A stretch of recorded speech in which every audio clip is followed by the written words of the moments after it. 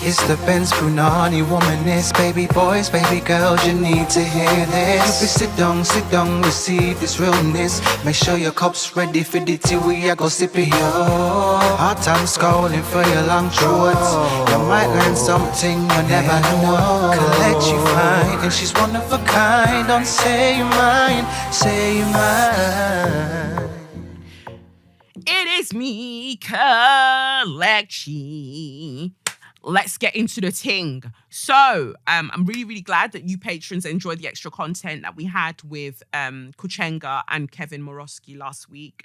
I love having people like that in the studio. I love having conversations. Kevin will be at the live show because he's a baby boy, so we'll be discussing things with him. But as I promised in the main content, the card that was at the bottom of the deck this week was the Queen of Cups. So for me, I feel like the Queen of Cups is really saying that don't be scared of giving because you didn't have before. You are an emperor now, or an empress. You are an emperor now. Walk like an emperor. Give of yourself, give of your heart.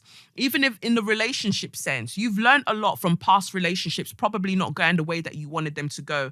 And now you know so much more. So you can command the relationship that you're in. You can command yourself within the relationship that you're in to move from a place of more abundance. You deserve all of the great things, but they're not going to come if you keep pretending like you don't deserve them or you're not realizing your worth. You need to start realizing what you actually bring to the table.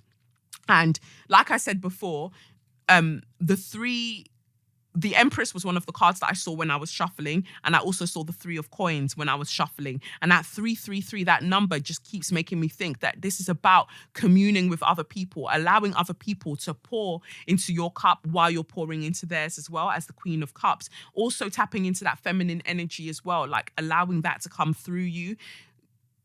You offer the cup, don't fear rejection. That's simply it. Offer your cup, don't fear rejection. Certain people don't want it. It was never in their destiny for them to have your cup or to get or to gain from your cup. That's okay. That doesn't make you any less worthy. That doesn't make you any less divine. You need to walk in your divinity and you need to take ownership of that which you have dominion over, whether it's relationships or career or just life in general. Take dominion over it because it is yours. It's been divinely ordained that it is yours. So, moving on then, let's talk about the midterm elections. My question to you all is, why are white women mad? That's all I want to know. Why are white women mad? So you love to do parades wearing your little vagina hats going, women's march, equality for women. But you're not talking about all women. You're just talking about white women. And you're also only really talking about white, cisgendered, heterosexual women. That's who you're talking about. Everyone else, as far as you're concerned, can fuck right off. I say this because the number of people who voted for Ted Cruz, who's a Republican, white men voted 71% for Ted Cruz, but we expected that because we know that white men are mad. We know that. But white women, wow, 59% of white women voted for Cruz. 59%. I just wonder what happens to you all when you enter into the voting booth. What happens to your mind? Like, you do all of these marches for equality, and then you go in there and you vote against your own better interests. But actually, I feel like that's a lie.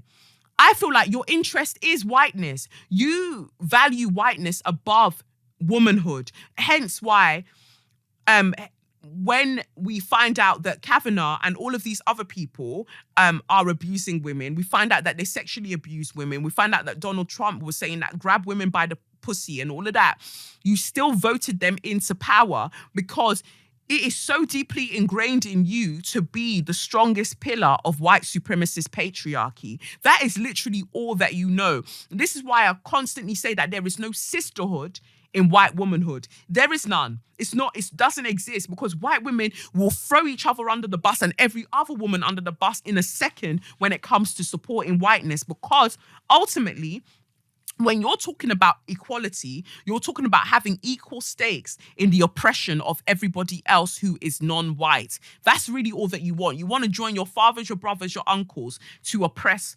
everybody else. You don't understand why you don't have as much power as they do in the oppression, because that's all I can garner from when I see the results, the exit polls and things like that. When I see that, and I just think, wow, white women are mad. They're actually mad. Because why would you vote for your own demise?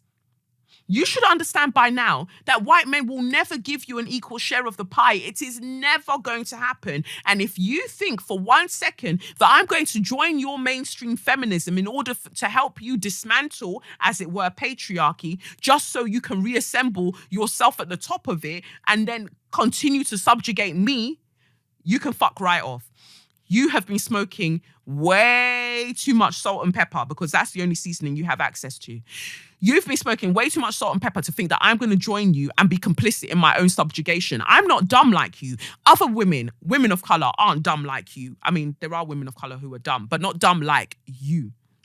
We're not joining you to do that nonsense. And that's why time and time again, when we look at the stats, so I think that when I check the stats, so it looks like black women, again, overwhelming number of black women, 95% of black women voted for O'Rourke. They voted for the Democratic Party. Because again, black women have to have the common sense for everybody else. Nobody else wants to have the same common sense. When I look at the black men who voted, 84% of black men voted for the Democratic member in this situation, who is O'Rourke. They voted. And this is why sometimes I feel like black men are the white people of black people, because why aren't there more black men voting for the Democratic Party? But again, it's because they want a stake in white supremacist patriarchy, hence why they're voting Republican.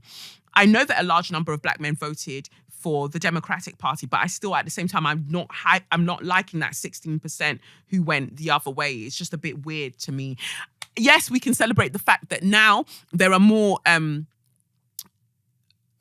more women of color in Congress. We can celebrate that. We can celebrate the fact that Congress now have more seats in the House. We can definitely celebrate those things. But I just think that when we break it down, when we look at the actual stats and we deconstruct the stats, our enemy essentially looks like white women, because white women also went and voted for Brexit. White women go and continuously do things that are detrimental to the rest of us and our livelihoods. And I just don't know what we do at this point. And this is why I don't believe in allyship. Because if we had so many allies, how the fuck are these stats coming out? How is it that we're seeing these stats? If we had so many allies, if you lot are going to your homes and you're going to your mums and your grandparents and all of them, and you're telling them to be better people, how is it that the stats are telling us something completely different? This is why I can't believe you. I feel like you're telling me one thing and you're doing something completely different in the voting booths, and that needs to stop. I don't know how else to appeal to you.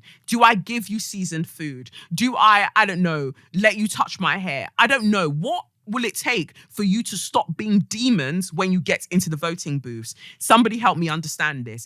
Yes, like I said, I'm happy that we've made strides in terms of America. I just tire at the fact that everyone else has to move mad, and then black women have to step up to the plate to fix everything for everybody, including black men. And I am just not with that fuck shit. I'm tired. I'm tired of it all. I hope that shit fixes up before the next presidential election in America, because at this rate, I feel like white women are going to enter that booth again and they're going to move just as mad, if not madder.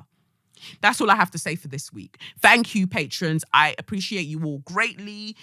Continue to send me messages. I hope you use your discount cards or your discount codes when you were getting your tickets. I know some of you were in such a rush to get your tickets, you didn't wait for the discount code. But I love you all. I love you all. Like, just that level of dedication, it means the world to me.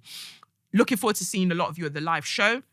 And yeah, man, just thank you so, so much for supporting me this far. I truly, truly appreciate it. Comment below. Let me know your thoughts on all of this white woman and all of this caucasity. I'd be interested in reading it, even if you don't see that I respond straight away. Anyway, look after yourselves and each other. No Jerry Springer. Peace. It's the Benz Punani womanist, baby boys, baby girls, you need to hear this. Sit down, receive this realness. Make sure your cup's ready for the tea, we are go sip it, yo. Hard time scrolling for your long shorts. You might learn something you never know. Collect you fine, and she's one of a kind. Don't say you mine, say you mine.